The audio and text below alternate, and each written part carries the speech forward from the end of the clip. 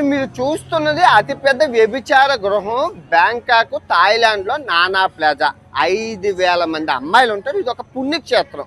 ఇది ఎందుకు మాకు చెప్తున్నాం అంటే పని ఉంది మీకు ఇంపార్టెంట్. ఓకే, ఇది వినండి. సంక్రాంతికి జరిగింది.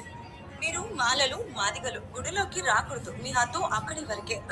ఓకే, కర్నూలులో జరిగింది. అండ్ ఇంకోటి, ఒక నలుగురు స్వాముల్ని దళితులనే కారణంతో కొందరు స్వాముల్ని ఆలయంలోకి రానివ్వలేదు. టెంపుల్లోని రాకుండా తాళాలు వేశారు.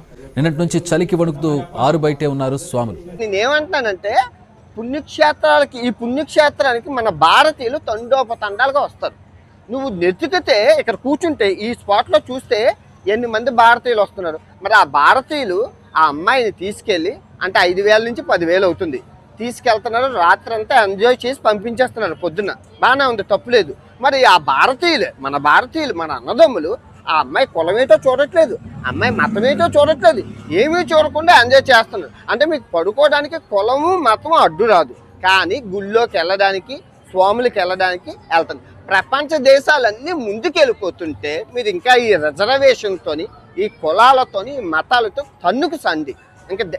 ఇంకో 100 సంవత్సరాలైనా దేశం ఇంకా ఇలాగే ఉంటుంది. 2026లో జరిగిన సిచ్యువేషన్, జస్ట్ 1 వీక్ సంక్రాంతిలో జరిగిన సిచ్యువేషన్.